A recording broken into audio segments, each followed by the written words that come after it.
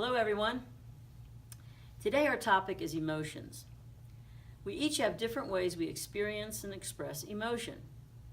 But whatever our emotional style, our experience of life is profoundly affected by our emotions. Today we will use some of the things we've learned in past sessions to understand ways to help ourselves and our children manage and even control our emotions through the practice of mindfulness.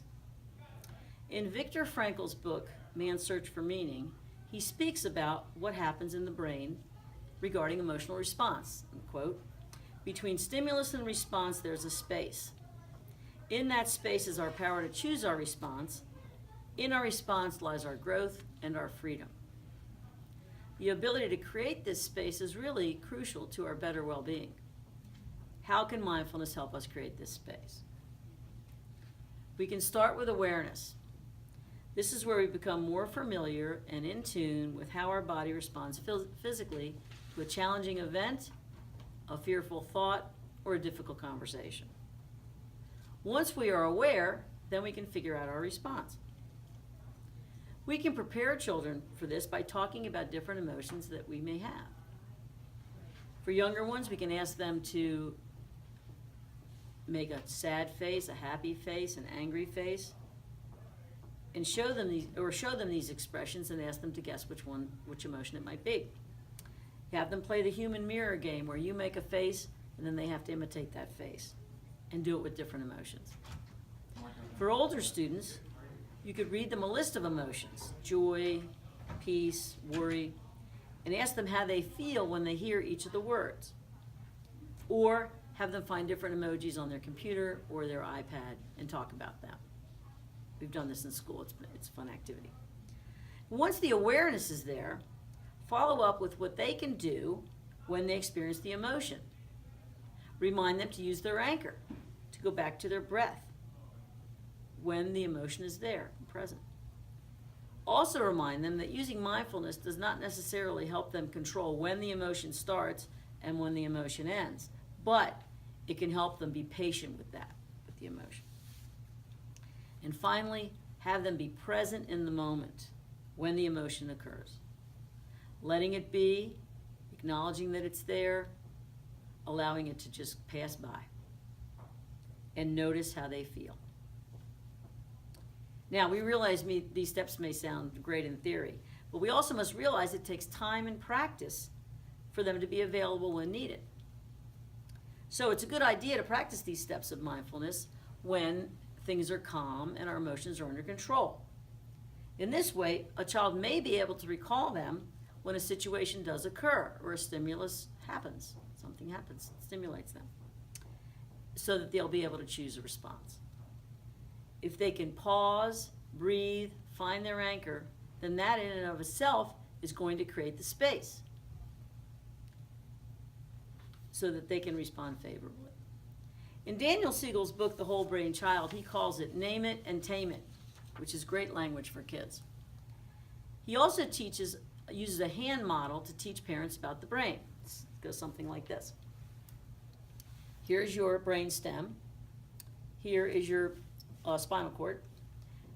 Here is your amygdala. This is the emotional part of your brain where all your emotions activate that you feel. And we put that, it's called the downstairs brain. So the thumb goes inside, and the upstairs brain, which are your fingers, closes over the amygdala, and that's your upstairs brain. That's your decision making, your reasoning, your executive functioning. So right now everybody's pretty calm. Our prefrontal cortex is doing its job.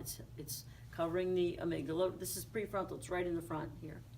However, if you have a strong emotion to something that occurs, anger, sadness, frustration, and it overcomes you, it takes over, then your prefrontal cortex flips up, and now the amygdala is in charge.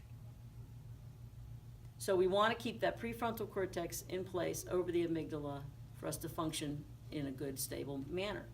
So he does about a 2.5 minute video on this hand model, so you can see, he demonstrates it. And he says, he teaches parents this, and he says you can use this with children as young as 5 and 6 years old. And the language you can use, amygdala, prefrontal cortex. We also use hippocampus as another part of the brain we can talk to the children about. And they use these words. We use them in school with them, even with the young children. And the final thing is not to judge the difficult emotions and feelings we have. Because we are angry at a moment does not make us an angry person. Or because we failed at something, we are not stupid. We may feel that at the time, we feel that emotion at the time, but it's not who we are. That I am versus I feel, very crucial thing. And if we have self-compassion for ourselves, this can make all the difference. If we don't judge ourselves, again, that's part of that mindfulness definition, then that can make all the difference. And this is what we need to remind our children of often, because we get caught in that difference between how we're feeling and who we are. Sometimes the child will do something bad. They'll be naughty, or they'll do something that creates an unsafe situation. So we say to them, you did a bad thing, but you're not a bad child. You're not a bad person. So that's really a key kind of component there. Especially important for teens. Chris Willard, in his book, Growing Up Mindful, tells us that no matter how nerdy or uncool we think we are as parents and adults, when we show our kids that we're okay with ourselves, then we allow them to think that they can also be okay with themselves, whoever they may be. So let's end today with a guided meditation and take our own little emotional journey. We'll begin by getting our mindful bodies on, sitting upright in our chair, feet grounded, hands are calm, eyes are closed. Again, we'll start off with the sound of the singing bowl, and when we're finished, we'll hear the bowl again.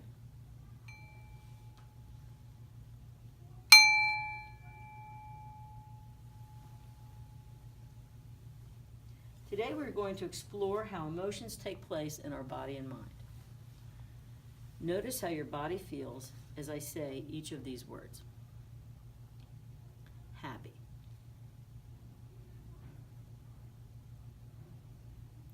Strong.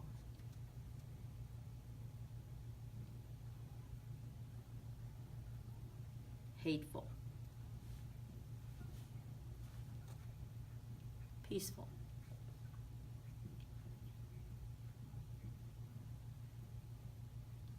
Doubtful.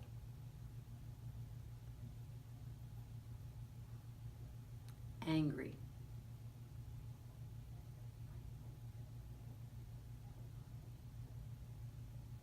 Alone.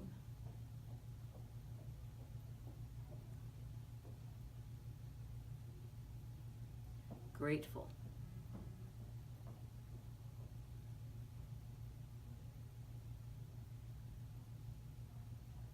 Joyful.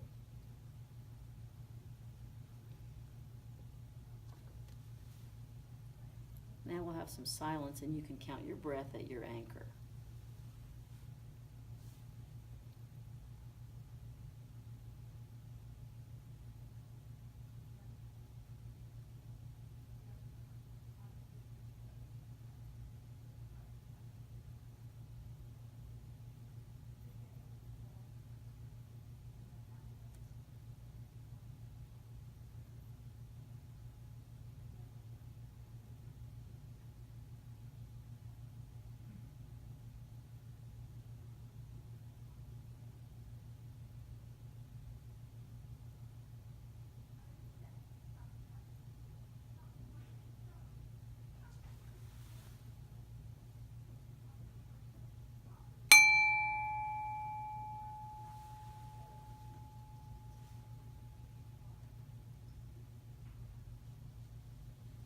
Thank you. I hope this information has been helpful to further understand your understanding of mindfulness and the role it plays in our emotional experience. If you want to learn more about mindfulness, please visit our website.